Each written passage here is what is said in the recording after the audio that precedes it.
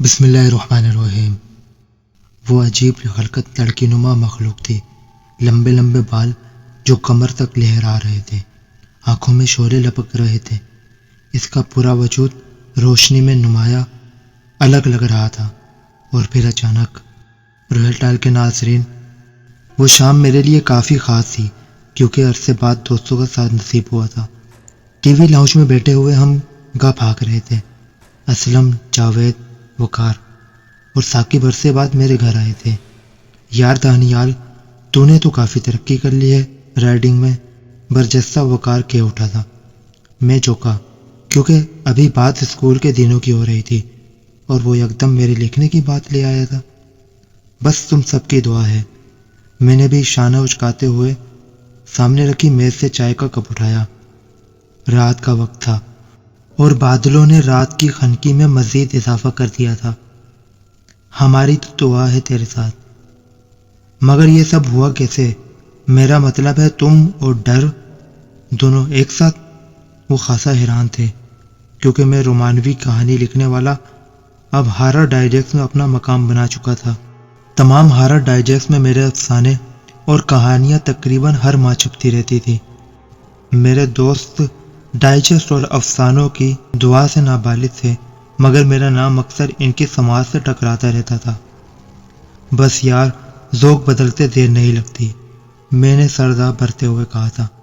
نہیں، ضرور کچھ ہے، ہمیں بتانا، جاوید نے زور دیتے ہوئے کہا۔ تو باقی بھی ضد کرنے لگے۔ اب بھلا جہاں چار دوست ایک بات پر ڈٹ جائیں تو وہاں اکیلے بندے کی کہاں چلتی ہے؟ اچھا بھائی، بتاتا ہوں۔ میری زندگی میں وہ پل کون سا تھا جب میں نے ہارر لکھنا شروع کیا؟ سب بتاتا ہوں۔ میرا اتنا کہنا تھا کہ سب چوکنا ہو کر بیٹھ گئے، جیسے میں ان کو کوئی مہم جوئی کی داستان سنانے لگا ہوں۔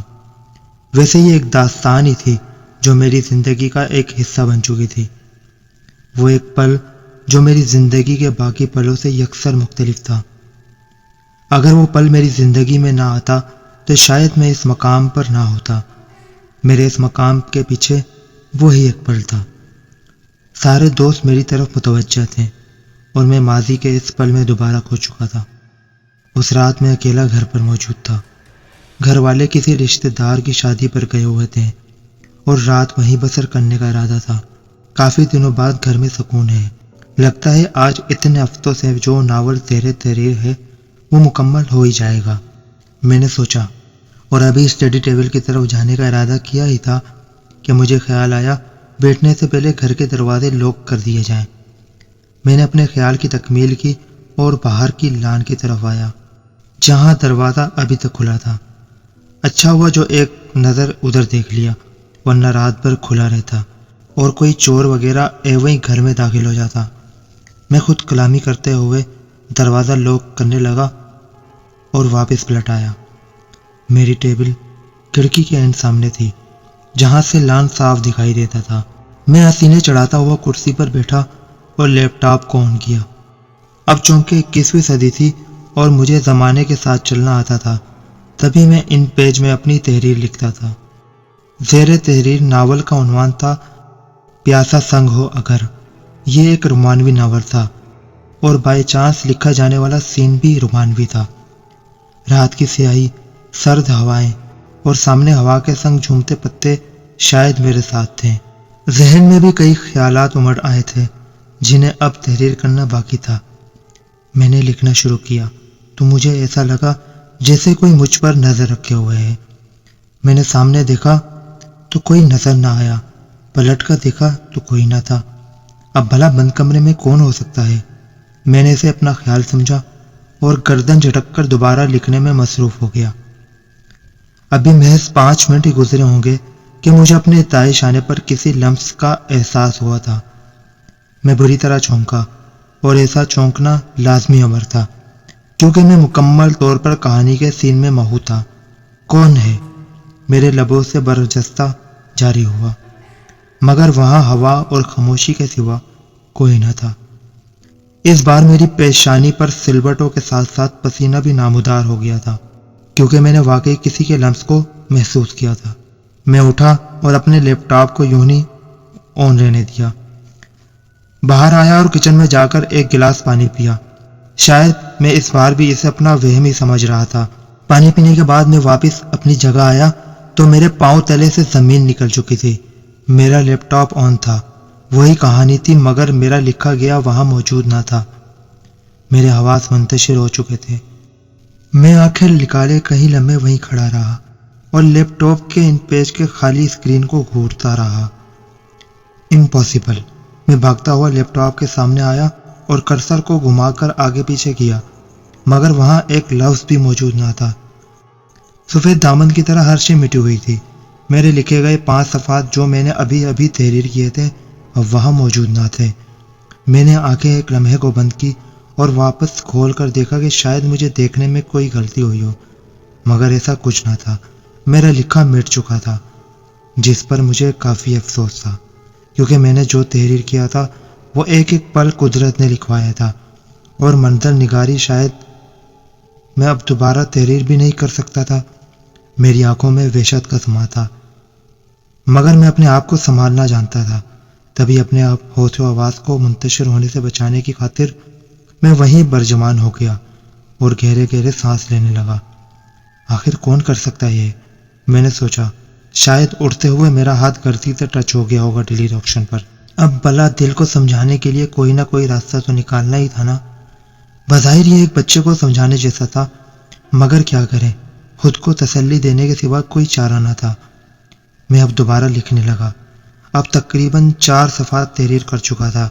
اس بار میں ویسا نہ لکھ سکا تھا جیسا میں نے پہلے لکھا تھا، مگر کام تو چلانا تھا۔ میں ابھی 5ویں صفحے پر ہی پہنچا تھا کہ دروازے پر دستخط ہوئی۔ میں نے بڑی احتیاط کے ساتھ لیپ ٹاپ کو پیچھے کیا اور دھیرے سے وہاں کھسکتے ہوئے دروازے کی طرف بڑھا تھا۔ اتنی رات کو کون ہو سکتا ہے؟ میں یہی سوچتے ہوئے باہر جا رہا تھا، میں جو کہ فقط سفید رنگ کے کرتا پاجامے میں تھا اور رات کی خنکی انتہا کی تھی، اس لیے لان میں آتے ہی رات کی سرد ہوائیں مجھ پر حملہ آور ہوئیں۔ میں نے ہاتھوں کو رگڑتے ہوئے دروازہ کھولا تھا، مگر یہ دیکھ کر حیرت ہوئی کہ وہاں کوئی نہ تھا۔ مجھے کافی غصہ آیا۔ اگر انتظار نہیں کر سکتا تھا کوئی تو دروازے پر دستخط ہی کیوں دی تھی؟ میں اس انجان آدمی کو کوستے ہوئے واپس اندر آیا۔ اندر آنے پر مجھے ایسا لگا جیسے میں کسی سر طوفان سے لڑ کر آ رہا ہوں۔ جسم پر طاری کپکپی ایک لمحے میں ہی اتر گئی اور سانسوں کی روانی قدرے بحال ہوئی۔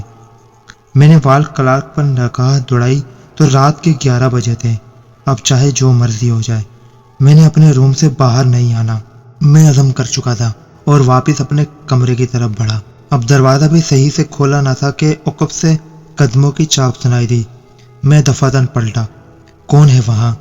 میں نے پوچھا، مگر کوئی جواب نہ آیا۔ میں اپنے کمرے میں جانے کا ارادہ فی الفور ملتوی کر چکا تھا اور لاؤنج میں آ کر ایک ایک شے کو گھورا، مگر کوئی خاطر خواہ شے نظر نہ آئی۔ میں نے زینے کی طرف دیکھا، وہاں ایک پرچھائی نظر آئی۔ روشنی صرف لاؤنج میں ہی تھی اور زینے کی طرف والا بلب آف تھا، اس لیے میں اس کا چہرہ نہ دیکھ سکا۔ کون ہے؟ میں نے ہاتھ بڑھا کر پوچھا، مگر وہ عکس آگے بڑھ گیا۔ میں نے اس کا تعاقب کیا اور فی الفور زینے کی طرف بڑھا۔ اوپر جا کر میں نے ہر کمرے کو دیکھا، ہر شے کو چھان مارا، مگر کوئی شے نظر نہ آئی۔ میں افسردہ چہرہ کے ساتھ واپس نیچے آ گیا۔ میرے اندر اب ڈر اپنی جگہ بنا چکا تھا۔ دل میں طرح طرح کے خیال آ رہے تھے۔ کہیں دروازہ کھلا ہونے کے باعث کوئی چور تو نہیں آ گیا؟ میں نے سوچا، مگر اپنے خیال کو جھٹک دیا، کیونکہ اگر وہاں واقعی چور ہوتا تو اتنی جلدی کہاں جا سکتا تھا۔ بہرحال میں اپنے روم میں لوٹ آیا تھا۔ اس بار وہاں لوٹنے پر میرے 14 طبق روشن ہو چکے تھے۔ ایک بار پھر میری تحریر غائب تھی۔ میرا ذہن واقعی معاف ہو چکا تھا۔ کون ہے؟ میں چیخا اور کافی دیر تک انجان وجود کو پکارتا رہا جو میرے ساتھ یہ آنکھ مچولی کھیل رہا تھا۔ دیکھو، میں جانتا ہوں کوئی یہاں ہے، جو بھی ہے میرے سامنے آئے۔ مجھے کمرے میں موجود ہر شے مشکوک نظر آ رہی تھی۔ آنکھیں ایک ایک شے کو گھور رہی تھی، مگر وہ وجود میرے سامنے آنے سے قاصر رہا تھا۔ تبھی میں نے اپنے پیچھے ایک بار پھر قدموں کی چاپ سنی۔ میں تیز رفتاری سے باہر آیا۔ وہ آواز اب ٹیریس سے آ رہی تھی۔ میں بھاگتا ہوا ٹیریس کی طرف گیا۔ وہاں بھی ہر طرف اندھیرا تھا، مگر اس اندھیرے میں ایک جھلک نظر آ رہی تھی۔ وہ وجود تھا یا پھر چھل، میں وثوق سے نہیں کہہ سکتا تھا۔ کون ہے وہاں؟ میں چلایا۔ وہ آگے بڑھتا ہوا اب رک چکا تھا، میرے قدم بھی وہیں جم گئے۔ کون ہے؟ ادھر دیکھو، میں نے کرخت آواز میں کہا تھا۔ کافی دیر تک وہ یوں ہی رکا رہا اور پھر وہ وجود دھیرے سے پلٹا۔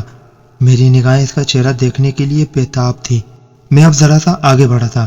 وہ وجود جیسے ہی پلٹا تو میرے ہوش اڑ گئے۔ سفید وجود پر خون کے نشانات اندھیرے میں عیاں تھے۔ زخم بھی اندھیرے میں کسی گہری کھائی کی مانند دکھائی دے رہے تھے۔ میں بری طرح چلایا اور پیچھے کی جانب اچھل پڑا۔ کون ہو تم؟ میری زبان ہکلائی تھی اور میں یکٹا کسی کی جانب دیکھ رہا تھا۔ وہ آنکھیں پھاڑتی ہوئی ایک لڑکی نما دکھائی دیتی تھی، لمبے لمبے الجھے ہوئے بال جو کمر تک بڑھتے چلے جا رہے تھے۔ وہ بےحد خوفناک تھی۔ وہ اب میری طرف بڑھنے لگی تھی۔ میری تو مانو سانسیں اکھڑنے لگی تھی۔ میں کسی بچے کی طرح زمین پر رینگتے ہوئے پیچھے کی جانب کھسکتا جا رہا تھا اور وہ مسلسل میری طرف بڑھ رہی تھی۔ دور رہو مجھ سے، خدا کے لیے چلی جاؤ۔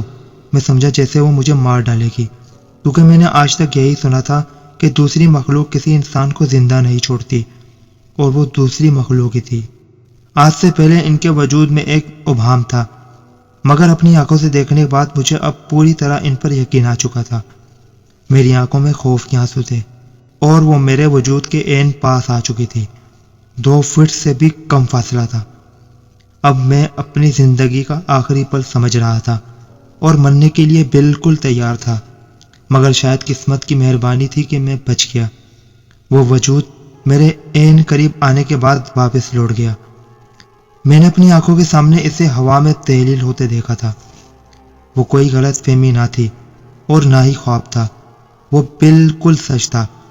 بس اسی ایک پل کے بعد میں نے بھی اس طرف اپنا قلم موڑا، رومانوی ناول کا سفر وہیں ختم کیا اور نئے سفر پر نکل پڑا۔ ایک پراسرار دنیا جہاں ہر روز نئے کرداروں سے ملاقات ہونے لگی۔ بس وہی ایک پل تھا جو میرے لیے ایک ٹرننگ پوائنٹ ثابت ہوا تھا۔ میرے دوستوں کو یہ کہانی کتنی سچی لگی یہ تو میں نہیں جانتا، مگر یہ سب سچ تھا۔ وہ ایک پل میری زندگی کا خاصہ تھا۔ آج بھی جب میں اپنی آنکھیں بند کرتا ہوں تو وہ پل میرے سامنے ہوتا ہے۔ وہ زخموں سے بھرا ہوا چہرہ، خون سے لت پت لباس اور کمر تک بڑھے ہوئے کھلے بال، جیسے وہ آج بھی مجھے دیکھ رہی ہے اور میں اس کے حصار میں ہوں، مگر وہ مجھے کوئی نقصان نہیں پہنچا رہی۔ مگر کیوں؟ اس سوال کا جواب مجھے آج تک نہ ملا۔ ویورز، کیا آپ کو اس سوال کا جواب پتہ ہے؟ اگر پتہ ہے تو کامنٹس میں ضرور بتائیے گا۔ کسی اور ویڈیو میں آپ کے ساتھ ملاقات ہوگی۔ اللہ حافظ۔ پاکستان زندہ باد۔